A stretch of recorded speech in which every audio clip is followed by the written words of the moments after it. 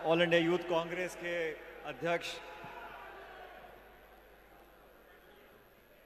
हमारे नौजवान साथी, हमारे प्रभारी कृष्णा जी, आदरणीय तारिक अनवर साहब, यूथ कांग्रेस के सभी नेशनल ऑफिस बेयरर्स, जिलाध्यक्ष, डेलीगेट्स और देश के कोने कोने से आए हुए हमारे यूथ कांग्रेस के सभी पदाधिकारीगण, दोस्तों, साथियों, मुझे आज यहाँ पर आपको संबोधित करने के लिए बुलाया गया। उसके लिए मैं श्रीनिवास जी का, यूथ कांग्रेस का, कृष्णा जी का, आप सब लोगों का बहुत बहुत धन्यवाद देना चाहता हूँ, बहुत बहुत शुभकामना देना चाहता हूँ इस भव्य आयोजन की। ये कार्यक्रम कई वर्षों के बाद हो रहा है। मुझे याद है पिछली बार इस प्रकार का कार्यक्रम दिल्ली में हुआ था, लेकिन आज यहाँ प्रत्येक राज्य से हमारे देश की, कांग्रेस की, भविष्य की राजनीति की जो पीढ़ी है वो आज मेरे सामने उपस्थित है। मैं आप सबको देखकर बहुत खुश हूँ। और आज ऐसे मौके पर हम बेंगलुरु आए हैं जहाँ कुछ समय पहले बहुत ऐतिहासिक जीत कांग्रेस पार्टी की हुई है। और मुझे कहने में कोई संकोच नहीं है कि इस राज्य ने, इस राज्य की राजधानी ने और इस राज्य के लोगों ने देश की राजनीति को बदलने का काम किया है। आज जो हमारे विपक्षी दलों की एकजुटता हमें देखने को मिल रही है, कांग्रेस के कार्यकर्ताओं में जो ऊर्जा देखने को मिल रही है और भाजपा के नेताओं में जो घबराहट देखने को मिल रही है, वो कर्नाटक के चुनाव के बाद देखने को मिली है। तो कर्नाटक के मतदाताओं को मैं इस मंच से बहुत बहुत धन्यवाद देना चाहता हूं कि आपने पूरे देश और पूरी दुनिया को ये संदेश दिया है कि कोई कितनी ताकत लगा ले, कितने इंजन की सरकार बना ले, लेकिन सबसे पहला डबल इंजन हमने फेल किया था हिमाचल प्रदेश में और दूसरा डबल इंजन फेल हुआ है कर्नाटक में। अब सारे इंजन फेल करने हैं, चाहे वो मध्य प्रदेश के हो, चाहे तेलंगाना के हो। और साल के आखिर में जिन 4 राज्यों में चुनाव होने जा रहे हैं, मुझे लगता है कि यूथ कांग्रेस से, युवक कांग्रेस से सभी लोगों को बहुत उम्मीद है। पिछले कुछ सालों में जिस सक्रिय रूप से यूथ कांग्रेस के नेताओं ने, साथियों ने जिस जज्बे से, जिस जज्बात से काम किया है, मैं सचमुच, पूरा देश इस बात का कायल है। जब मुश्किल समय आता है, जब कठिनाई आती है, जब बाढ़, भूचाल, कोरोना, जब भी इस प्रकार की विपत्तियां इस देश में आई हैं, यूथ कांग्रेस के साथियों ने बखूबी उस काम को निभाया है। मैं जानता हूं हम में से यहाँ बहुत सारे साथी जो यूथ कांग्रेस में थे या रह चुके हैं, आज कोई पार्षद है, कोई मेयर है, कोई विधायक है, और आप सब लोग उम्मीद करते हो आने वाले समय में हमको भी कुछ न कुछ जिम्मेदारियां मिलेंगी। मैं ऐसा मानता हूं कि अगर आप त्याग, तपस्या, समर्पण भाव से काम करोगे तो एक ना एक दिन ना सिर्फ आपके सपने पूरे होंगे, लेकिन संगठन के माध्यम से जो परिवर्तन हम करना चाहते हैं देश में, प्रदेश में, राज्य में, समाज में, उस काम को हम कर पाएंगे।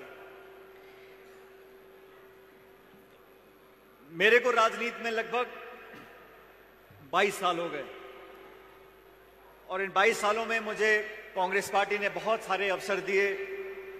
मैं दिल्ली में मैंने काम किया, प्रदेश में काम किया, सांसद के रूप में काम किया, केंद्र के मंत्री के रूप में काम किया, लेकिन जिस काम में सबसे ज्यादा मजा मुझे आया,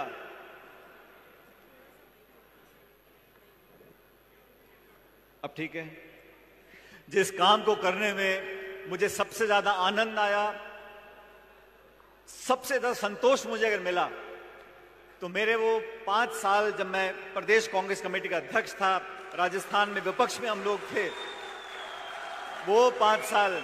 और ये बात मैं इसलिए कह रहा हूं क्योंकि मुझे कभी भी यूथ कांग्रेस में किसी पद पर काम करने का मौका नहीं मिला, क्योंकि कुछ ऐसा संयोग बना कि बहुत कम उम्र में मुझे चुनाव लड़ने का मौका मिल गया और मैं 26 साल की उम्र में लोकसभा का सदस्य बन गया। जब यूथ कांग्रेस में मुझे काम करने का मौका नहीं मिला, लेकिन उम्र मेरी 30-32 साल की थी जब मैं प्रदेश अध्यक्ष बना 2014 के जनवरी में। अब मैंने कहा जब मुझे यूथ में काम करने का मौका नहीं मिला तो मैंने पीसीसी को यूथ कांग्रेस बना दिया और फिर हम लोगों ने 5 साल तक वसुंधरा राजे की सरकार थी। वसुंधरा जी को बहुमत था 163, 200 सीटों में से 163 उनके विधायक थे, 25 के 25 सांसद थे, नरेंद्र मोदी जी नए नए प्रधानमंत्री बने थे, तो बहुत विपरीत परिस्थितियां थीं। उस समय प्रदेश के नौजवानों ने, और मैं इस मन से बोलना चाहता हूं, उस समय हमारे जो यूथ कांग्रेस के साथी थे उन्होंने मेरे साथ कंधे से कंधा मिलाकर जो संघर्ष किया, आज उसकी बदौलत हम लोग मजबूती से खड़े हैं हमारे प्रदेश के अंदर और देश के अंदर। वो जो धरने थे, भूख हड़ताल थी, लाठीचार्ज था, जेल में गए, डंडे खाए, लाठियां खाई, खून पसीना बहा, लेकिन उस मेहनत करने से जो जज्बाती एकता, जो भावनात्मक जुड़ाव हमारा पैदा हुआ, वो आज भी मुझे जिस प्रदेश में जाता हूं, जिस जिले में मैं जाता हूं, वो देखने को मिलता है। और बहुत से मेरे साथी बोलते हैं कि समय निकल रहा है, हम 30 साल के हो गए, 35 साल के हो गए, 40 साल के हो गए, और ये बात सही है, जो समय निकल जाता है वापस नहीं आता, लेकिन एक ना एक दिन वो समय आएगा जब कलम आपके हाथ में होगी और ताकत आपके हाथ में होगी। और एक बात और मैं कहना चाहता हूं कि बिना मेहनत के, बिना संघर्ष के अगर आपको कुछ मिल भी जाए तो उसका स्वाद नहीं आता। वो तो लड़के संघर्ष करके जब कुछ मिलता है तब उसका एहसास हमको रहता है हमें आज कुछ मिला है। इस 3 दिनों में आप लोग अनेक लोगों के भाषण सुनोगे। अभी मुख्यमंत्री जी ने भाषण दिया, अनवर साहब ने भाषण दिया, प्रदेश अध्यक्ष जी ने भाषण दिया, सुशांत जी ने आपको संबोधित किया, और आप लोग देश के अलग अलग कोनों से आए हो। इस बात को समझ लो कि आने वाला समय इंडिया का है, हम सब उन लोगों का है जो विपक्ष की आज पार्टियां हैं, लेकिन आज का विपक्ष आने वाली सत्ता वाली पार्टी है, और कांग्रेस पार्टी वो दल है जो देश में भाजपा को चुनौती देकर हरा सकता है। हमारे क्षेत्रीय दल, उनको हम साथ लेके चलेंगे, लेकिन कश्मीर से कन्याकुमारी तक 543 लोकसभा क्षेत्रों में अगर कोई झंडा, कोई कार्यकर्ता, कोई मतदाता, कोई समर्थक है तो कांग्रेस पार्टी का है। और आप लोगों के ऊपर बहुत बड़ी जिम्मेदारी है। आप अगर उस जज्बे को और बनाए रखोगे, अभी 4-5 महीने के बाद विधानसभा के चुनाव हैं और 10 महीने के बाद लोकसभा के चुनाव हैं। भारतीय जनता पार्टी की सरकार ने केंद्र में जो शासन दिया है 9 साल का, वो हम सबके सामने है। आप कितने भी विज्ञापन छपवा लो, कितने इश्तिहार दे लो, कितने अखबार में ऐड दे लो, लेकिन हकीकत छुपी नहीं है। हर मोर्चे पर सरकार फेल है, लेकिन जनता को इस बात का एहसास कराना हम लोगों की जिम्मेदारी है। हम लोग विरोध करते हैं, हम लोग वैचारिक विरोध करते हैं, नेताओं का विरोध करते हैं, नीतियों का विरोध करते हैं, लेकिन हमारी भाषा हमेशा मर्यादा में रहती है। हम विरोध भी करते हैं तो उन शब्दों का प्रयोग करते हैं जो एक मंच से हम लोग बोल सकते हैं। और केंद्र की सरकार के साथी किस भाषा का प्रयोग करते हैं? आज जो मणिपुर की घटना घटी, पूरे देश में आज लोग जवाब मांग रहे हैं, जवाब देने को कोई तैयार नहीं है। आज नौजवान परेशान हैं, समाज में आज आक्रोश पैदा हुआ है, महंगाई चरम सीमा पर है, लाखों लोग देश छोड़ के जा रहे हैं, लेकिन जवाब देने को तैयार कोई नहीं है। भाजपा के किसी साथी ने झूठे मुंह ये नहीं बोला कि महंगाई कम करने की कोशिश भी करेंगे।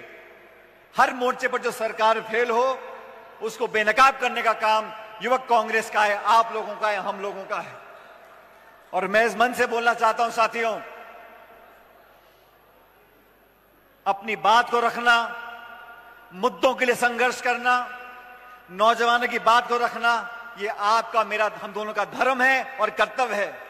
लेकिन जब सामने से चुनौती आती है, और मैं भाजपा के साथियों को बताना चाहता हूं, तुम कितना जोर लगा लो, कितनी कोशिश कर लो, कांग्रेस के भला के छोड़ेंगे हम लोग। ये लोग ना तो सरकार चला सकते हैं, और ना विपक्ष का काम कर सकते हैं। मैंने तो उनको बोला, मैंने भाजपा के साथियों को बोला राजस्थान के अंदर, मैंने कहा यार तुम सरकार चला पाते नहीं हो, विपक्ष पे तुम काम कुछ करते नहीं हो, ऐसे कैसे लोकतंत्र चलेगा? इनकम टैक्स को भेज दो, सीबीआई को भेज दो, ईडी को भेज दो, आरोप लगा दो, मुकदमे कर दो, जेल में डाल दो, जांच करा दो, छापे डलवा दो, यहीं तक सीमित है। आपने कोई संघर्ष कभी किया नहीं। आप झूठ और फिर फैलाने में माहिर हो, समाज में लोगों को लड़काने का काम करते हो, भड़काने का काम करते हो। कभी किसी भाजपा के नेता ने आज तक जोड़ने का काम किया है? समाज को, जाति को, बिरादरी को, धर्म को, अलग अलग लोगों को जोड़ने का काम किया है? जहां जाते हैं पूरा काम बिगाड़ के आते हैं।